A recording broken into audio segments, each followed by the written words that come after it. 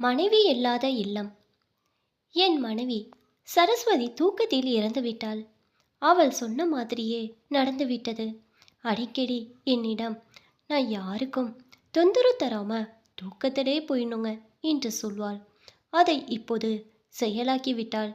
எப்பொழுதும் காலை 4:30 மணிக்கெல்லாம் எழுந்து விடுபவள் இன்று காலை 6 மணி ஆகியும் படுத்திருந்தாள். நான் அவளை குட்டிமா குட்டிமா என்று சொல்லி அசைத்து பார்த்தேன். சின்ன சத்தத்திற்கே எழுந்து கொள்பவள். நான் உலுக்கியும் அசையவில்லை. எனக்கு பயமாகிவிட்டது. எதிர் பெட்ரூமில் தன் மனைவியுடன் தூங்கிக் கொண்டிருந்த என் மகன் ராகுலை மொபைலை அழைத்தேன். என் குரலில் தெரிந்த பதட்டத்தை உணர்ந்து ஓடி வந்தான். அம்மா அம்மா என்று உலுக்கி பார்த்துவிட்டு சட்டை மாட்டிக்கொண்டு அடுத்த தெருவில் இருந்த டாக்டரை காரில் அழைத்து வந்தான்.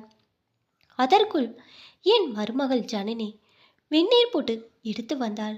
டாக்டர் சரஸ்வதி சற்று நேரம் சோதித்துவிட்டு ஷீ இஸ் நோ மோர் என்று சொல்லிவிட்டு சென்று விட்டார்.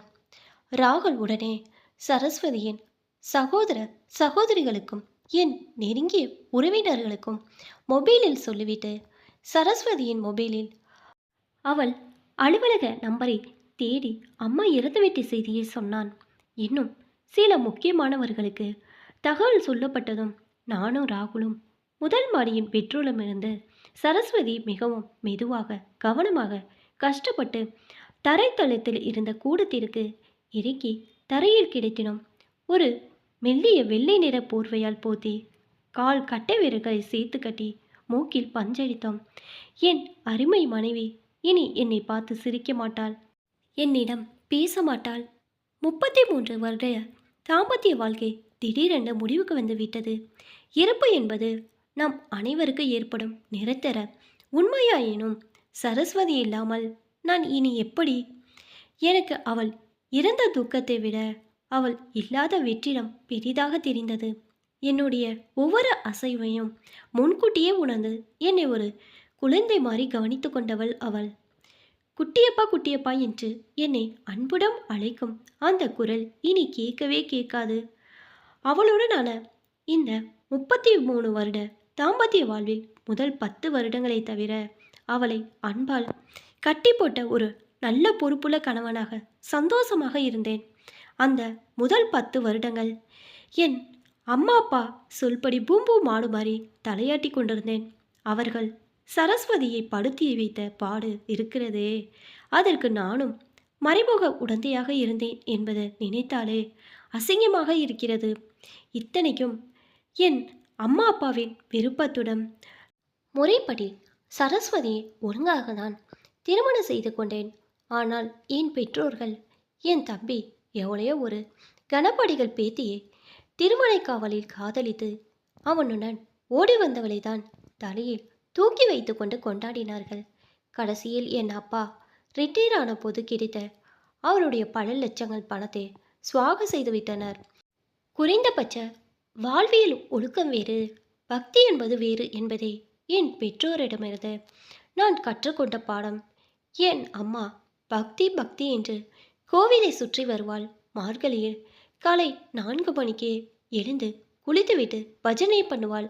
அப்பா எப்போதும் பட்டை பட்டையாக விபூதி இட்டபடி காட்சியளிப்பார். முருகா முருகா என்று அடிக்கடி சொல்வார். திருச்செந்தூர் போவார். ஆனால் சரஸ்வதியை பார்த்தால் இருவரும் கரிச்சு கொட்டுவார்கள். அவளிடம் குற்றம் தீடுவார்கள். அவளை பற்றி என்னிடம் பிலாக்கான பாடுவார்கள். அவர்கள் பக்தியெல்லாம் ஒரு வெளி வேஷம், திருட்டுத்தனம் என்பதை நான் பிறகு மிகவும் தாமதமாக புரிந்து கொண்டேன். பல வருடங்களுக்கு முன் நான் சரஸ்வதியுடன் பெங்களூர் அல்சூரில் குடியிருந்தேன். ஒரு மார்கழி காலையில் 4 மணிக்கு பஜனை பண்ணும் முன் என் அம்மா சரஸ்வதியிடம் காஃபி கேட்டாள். பல் தேய்த்து விட்டு வந்து போட்டுத்தரேன் என்று சொன்னவளிடம் உடனே ஏன் காஃபி தரல என்று பெரியதாக சண்டை போட்டாள். அந்த சண்டை பெரிதாகி நானும் மடத்தனமாக என் அம்மாவுடன் சேர்ந்து கொண்டு சரஸ்வதியை திட்டிவிட்டு அம்மாவுடன் நானும் ஊருக்கு போவதாக சொல்லிவிட்டு கிளம்பி சென்றேன். கை குழந்தையான என் மகன் ராகுல தனியாக வைத்துக்கொண்டு பாஷை தெரியாத ஊரில் கஷ்டப்பட வேணாம் என்று நினைத்து சரஸ்வதி தன் ஊரான ஸ்ரீரங்கம் சென்று விட்டாள். குழந்தையுடன் சென்றுவிட்ட அவளின் அந்த பிரிவு என்னை மிகவும் வாட்டியது. திருநெல்வேலியில் இருந்த என் அப்பா எனக்கு நல்ல வார்த்தைகளை சொல்லி எங்களை சேர்த்து வைக்கும் அக்கறை இல்லாமல் என்னை தூண்டிவிட்டு எங்கள் சண்டையை ஊதி பெரியதாக்கினார். எனக்கு வேறு கல்யாணம் செய்து வைப்பதாகவும் கவலைப்பட வேண்டாம் என்றும் தூம்ப போட்டார். அது மட்டுமின்றி வீட்டுக்கு வேறு பூட்டு போட்டு பூட்டி விடும்படியும், சரஸ்வதி திரும்பி வந்தால் மாற்று சாவியை உபயோகித்து வீட்டுக்குள் செல்லக்கூடாது எனவும் என்னிடம் போனில் சொன்னார். எவ்வளோ பெரிய குள்ளநரித்தனம்! ஆனால் நான் அவர் சொன்னதை செய்யவில்லை. டிசம்பர் 24 இரவு ஒரு கிறிஸ்மஸ் பார்ட்டியில் இருந்தேன். அன்றைய தினங்களில் மொபைல் வசதி கிடையாது. என்னை பார்ப்பதற்காக என் அப்பா, என் தங்கை, தம்பியை அழைத்து கொண்டு என்னிடம் சொல்லாமல் திடீரென அன்று இரவு 10 மணிக்கு பெங்களூர் வந்தார். என் வீடு பூட்டியிருந்தது. அதனால் அருகே கிடந்த ஒரு மட்டமான ஹோட்டலில் அறை எடுத்து அனைவரும் தங்கினர். நான் பார்ட்டி முடிந்து 3 மணிக்கு வீட்டுக்கு வந்தேன்.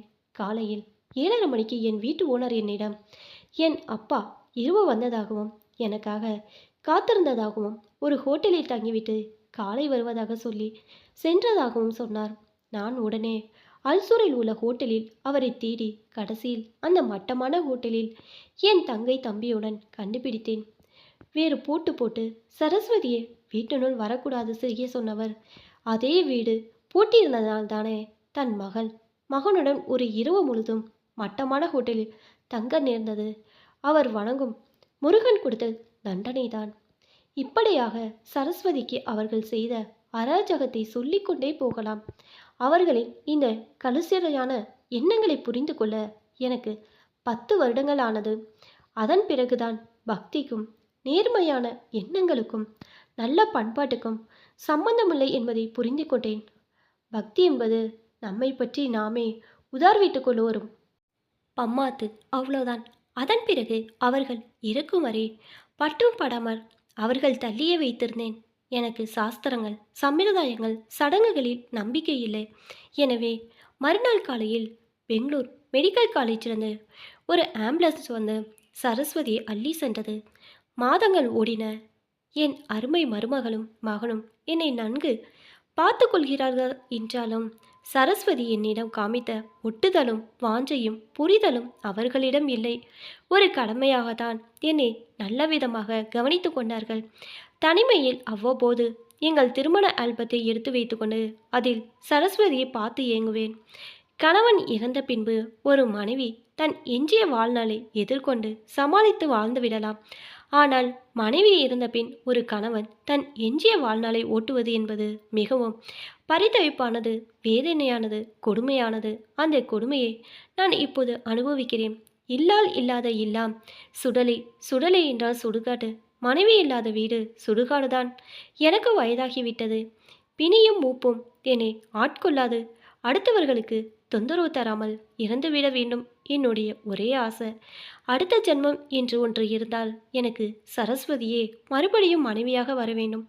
இன்னமும் கூடுதலான ஒரு நல்ல புரிதலோடு அதிகமான அன்புடன் அவளை நான் கவனித்து கொள்ள வேண்டும். இது சாத்தியமா? சொல்லுங்களேன்.